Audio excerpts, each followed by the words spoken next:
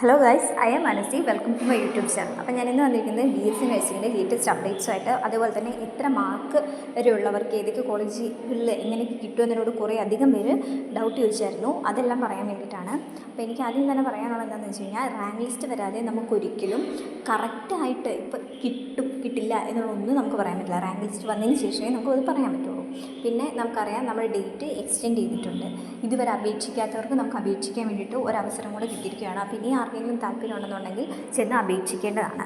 പിന്നെ പറയുന്നത്, കുറേ പേര് എൻ്റെ വീഡിയോയുടെ കമൻറ്റിൽ ചോദിച്ചായിരുന്നു, എനിക്ക് ഇത്ര മാർക്കുണ്ട്, റിസർവേഷനുണ്ട്, ഞാൻ ജനറൽ കാറ്റഗറിയാണ്, ഇന്ന കോളേജ് കിട്ടുമോ, ഇതുപോലെ കിട്ടുമോ, കുറേ പേരെന്നോട് ചോദിക്കുന്നത്. ഇത് നമുക്ക് അറിയാനുള്ളൊരു വഴിയെന്ന് വെച്ച് കഴിഞ്ഞാൽ, ഇപ്പോൾ ഞാൻ ഈ ഒരു തൊട്ട് മുന്നേ സ്ക്രീൻ റെക്കോർഡിങ് കാണിച്ചതുപോലെ നമ്മൾ LBSൻ്റെ പഴയ സൈറ്റ് കയറിയിട്ട് കഴിഞ്ഞ വർഷങ്ങളിൽ എടുത്ത് നോക്കുക. അത് വെച്ചിട്ട് നമുക്ക് മനസ്സിലാക്കാം നമുക്ക് കിട്ടാൻ ചാൻസ് ഉണ്ടോ ഇല്ലയോ എന്നുള്ളത്.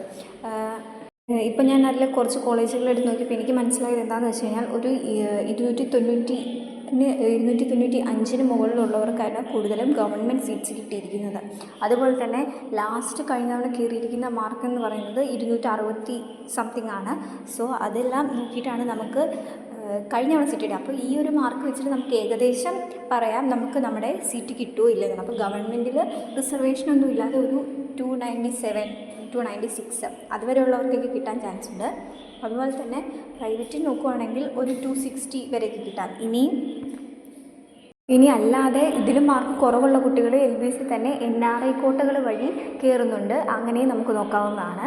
ഇനി അതൊന്നും അല്ലാന്നുണ്ടെങ്കിൽ ചില കോളേജുകളിൽ നേരിട്ട് അപ്ലിക്കേഷൻ ക്ഷണിച്ച് കോളേജിൽ അഡ്മിഷൻ എടുക്കുന്ന ചില കോളേജുകളുണ്ട്. അപ്പോൾ അവിടെ നമുക്ക് കുറച്ചുകൂടെ അന്വേഷിച്ച് അങ്ങനെയും ചെയ്യാവുന്നതാണ്. ഇത്രയാണ് ലേറ്റസ്റ്റ് ആയിട്ടുള്ള LBSൻ്റെ അപ്ഡേറ്റ്സ് എന്ന് പറയുന്നത്. ഇനി പറയാനുള്ളത് CPASനെ കുറിച്ചാണ്. നമുക്കറിയാം, CPAS ഇപ്പോൾ ഇന്ന് തുടങ്ങി, അതായത് ജൂൺ 10 തുടങ്ങിയിട്ട് കറക്ഷൻ ടൈം തന്നിട്ടുണ്ട്. അതായത് നമ്മൾ കൊടുത്തിരിക്കുന്ന ആപ്ലിക്കേഷൻ എല്ലാം വെരിഫൈ ചെയ്ത് നമുക്ക് എന്തെങ്കിലും കറക്ഷൻ ഉണ്ടോ ഇല്ലയോ എന്നുള്ളതിനുള്ള അത് തിരുത്താനുള്ള ടൈമാണിത്. നമുക്കറിയാം, ഇത് അപ്ലൈ ചെയ്ത കറക്ഷൻ ഉള്ളവർക്കും ഇല്ലാത്തവർക്കും എല്ലാവർക്കും തന്നെ എന്ത് വരുന്നുണ്ട്, മെയിൽ വരുന്നുണ്ട്. ആ മെയിലിൽ നമ്മൾ കൊടുത്തിരിക്കുന്ന സർട്ടിഫിക്കറ്റ്സ് ക്ലെയിം ആയോ ഇല്ലയോ, നമ്മുടെ റിസർവേഷൻ ക്ലെയിം ആയിട്ടുണ്ടോ, നമ്മുടെ ബോർഡ് ഏതാണ്, ഇങ്ങനത്തെ കുറേ അധികം കാര്യങ്ങൾ പറയുന്നുണ്ട്. അപ്പോൾ അതെല്ലാം ചെക്ക് ചെയ്യുക. എന്തെങ്കിലും കറക്ഷൻ പറയുന്നുണ്ടെങ്കിൽ ആ മെയിലിൻ്റെ അടിയിൽ തന്നെ ഉള്ള ലിങ്ക് കയറി നമ്മളത് കറക്ഷൻ ചെയ്യുക.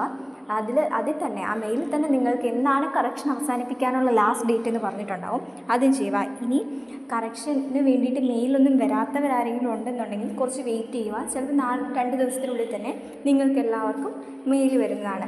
അപ്പോൾ ഈ കറക്ഷൻ ടൈമിന് ശേഷമായിരിക്കും റാങ്ക് ലിസ്റ്റ് CPASൻ്റെ വരുന്നതും, അതുപോലെ തന്നെ CPASൻ്റെ കൗൺസിലിംഗ് മെമ്മോ വരുന്നതും. ഈ കൗൺസിലിംഗ് മെമ്മോ വെച്ചിട്ടാണ് നമ്മൾ അഡ്മിഷൻ എടുക്കാൻ ചെല്ലുന്നത്. അതിനനുസരിച്ച് അഡ്മിഷൻ എടുക്കാൻ ചെല്ലുമ്പോൾ സീറ്റ് വേക്കൻസി അനുസരിച്ച് നമുക്ക് ഓരോ കോളേജുകൾ അലോട്ട് ചെയ്ത് തരികയും നമ്മൾ അവിടെ അപ്പോൾ തന്നെ ഓൺലൈനായി ഫീസ് അടച്ച് ജോയിൻ ചെയ്യേണ്ടതുണ്ട്. ഫീസ് അടച്ച് ജോയിൻ ചെയ്തില്ല എന്നുണ്ടെങ്കിൽ നമ്മുടെ സീറ്റ് നഷ്ടമായേക്കും. അപ്പോൾ ഈ വീഡിയോ ഇൻഫോർമേറ്റീവ് ആണെന്ന് ഞാൻ വിചാരിക്കുന്നു. അപ്പോൾ ഇഷ്ടപ്പെട്ട് കഴിഞ്ഞാൽ ലൈക്ക് ചെയ്യുക, കമൻറ്റ് ചെയ്യുക, അതുപോലെ തന്നെ ഷെയർ ചെയ്യുക.